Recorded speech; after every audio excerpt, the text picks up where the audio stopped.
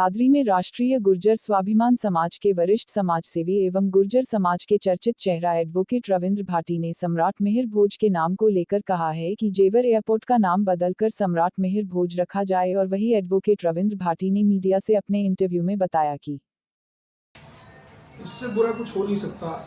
देश का पेट भरने वाला अन्नदाता, जो कोरोना जैसी महामारी में भी जिन्होंने खेतों में काम किया और हमारा रात का पूरे देश की जनता का पेट भरने का काम किया, यदि वो भी लॉकडाउन में अपने घर बैठ जाता तो जो देश की आर्थिक अर्थव्यवस्था है वो तो डामाडोल हो जाती, लेकिन लोग भूखे मर जाते हैं।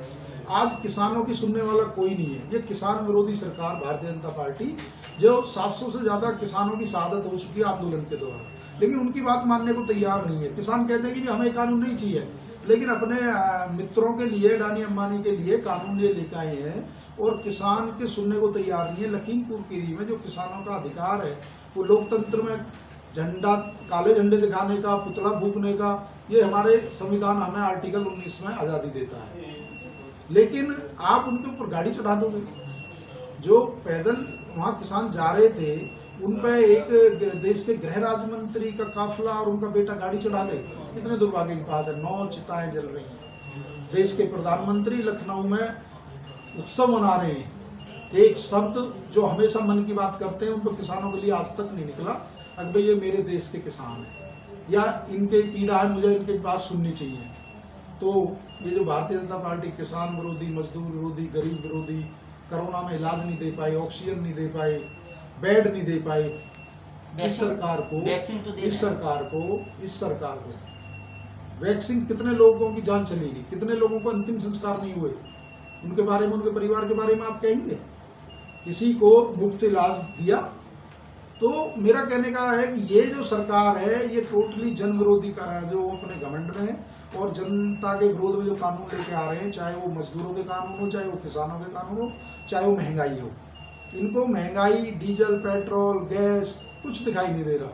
केवल ये धर्म के नाम पे, जाति को बांट के ये सत्ता में आए थे और फिर ये प्रयास कर रहे हैं कि दो समाजों को लड़ाया जाए। जैसे अभी इन्होंने गुर्जर सम्राट मिहिर भोज पे 2 जातियों को लड़ाने का प्रयास किया।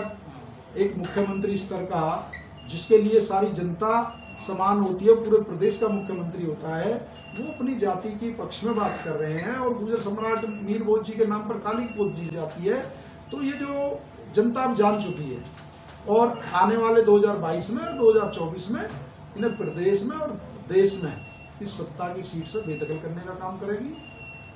अभी हाल ही में प्रियंका गांधी, अखिलेश यादव, चंद्रशेखर आजाद भी वहाँ पहुंचे, उनकी गिरफ्तारी भी हुई, उनको हिरासत में भी लिया गया। क्या लगता है कि तानाशाही रवैया अपनाती है बीजेपी सरकार?